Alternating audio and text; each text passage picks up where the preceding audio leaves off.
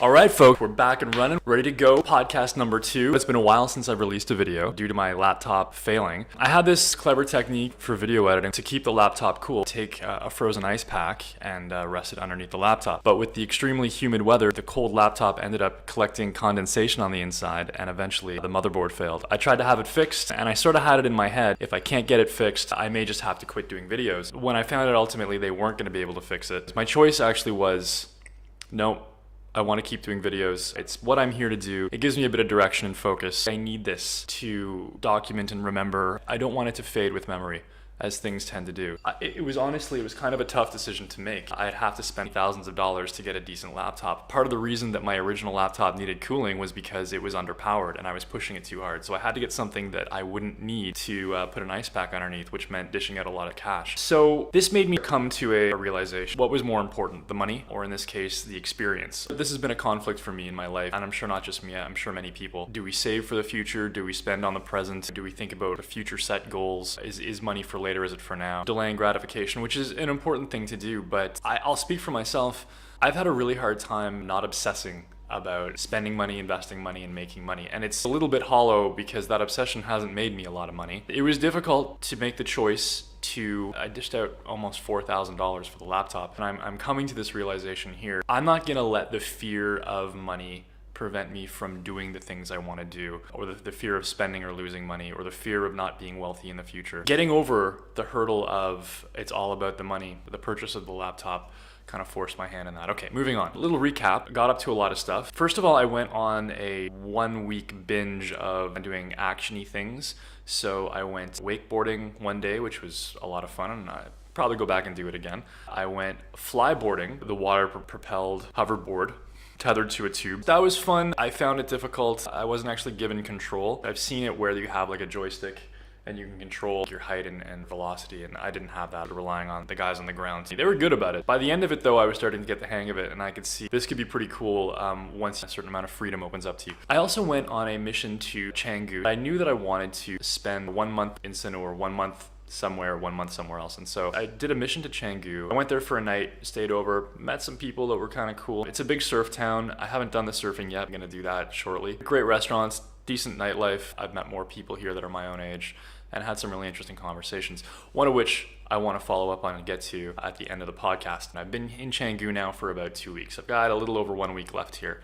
And then I move on. Between my time in Sanur and my time in Canggu, I did 6 days of island hopping. So I started off by going to Nusa Lembongan and Chenigin, 2 small islands that are connected with a yellow bridge. The yellow bridge is a tourist attraction and is literally just a yellow bridge. Lembongan is beautiful. The snorkeling there was not bad. Some of the biking and through the hills was really nice. Chenigin is where the cliff jump is that you'll see in the video that I'm going to be publishing in the next couple of days, one of those music videos. Then I went to Nusa Penida for 2 days. Had a pretty amazing time there. It was beautiful, gorgeous, lots of culture, lots of nature, cool temples. There's a cave temple, a seaside temple, natural springs, and driving the bike up in those lush mountains, incredible. And then finally I went to Gili Trawangan. It's an island close to Lombok, and that's much further away from Bali, and I did not enjoy Gili Trawangan. It's a party island, the coast of which you can probably walk around in about an hour, and they don't have any motor vehicles on there. It's all horse and carriage or pedal bike. The coast of the island is just bars, restaurants, and party time, and then the middle is catacombs of mud and homestays and hostels. Something really gross about it for me. Now I think a lot of people would love it and find that it was a form of paradise. I found that it was juxtaposed with severe third world poverty, a lot of visible drug use and alcohol. I really did not like it, and I got to a point I need to get off this island back to Bali, and that's when I moved into Canggu.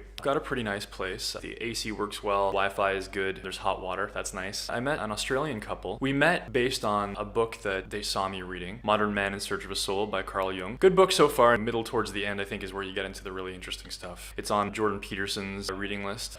I'm a fan both of the book and of Jordan Peterson, which was the conception of our conversation. Shout out to Charlie and Mitch. Many conversations followed. I want to talk a little bit about some of the conversations that I had. I've been thinking a lot about the things that I've left behind. I'm not talking about my personal items or my friends or family or feeling homesick. I'm not talking about that stuff. The things that I've abandoned, my career and my relationship, Toronto in general, and some of the goals that I had there and sort of the direction that I was going in. Very specifically the job that I left. It was a difficult decision to leave.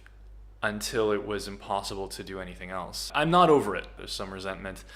And I'm trying not to think about it too much. The principle of obsession, of focusing repeatedly on a thought that makes us feel a certain way and not really being able to get it out of our heads, being mindful seems to be the way to avoid obsession. Now, I've realized in terms of impulse control, goal making, or just being not angry at people, which I have a problem being. Sometimes I get pissed off at people. A lot of this comes out of obsession. I found that my thoughts about my previous job, how I had to leave and how angry I was when I left, and I was pissed. Those thoughts were following the pattern of obsession. Getting better at identifying obsessive thoughts when they pop up and trying to let them go, not force them out.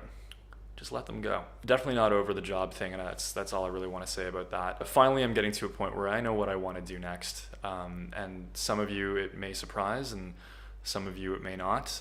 It's something I've been talking about for a while, and I'm not going to go into it in this podcast. But the idea of obsession and having some control over your thoughts led to a conversation with Mitch and Charlie about determinism and whether we have free will. Now, I don't want to get into that conversation. I think that's been done and bores most people. And if you really want to learn more about free will and what I think, you can watch Sam Harris on free will. He says it better than I'm going to, and I agree with him. And so my position is that we don't have free will and that our thoughts follow a causal pattern. Mitch brought up something that I hadn't really thought of before that fits really nicely with some of the principles that I've been thinking about. First, we talked about the archetype of the forbidden fruit. It represents the curse of knowledge and self-awareness. Mitch said in this archetype, what eating the fruit allowed is to live in the past and in the future as well as the present.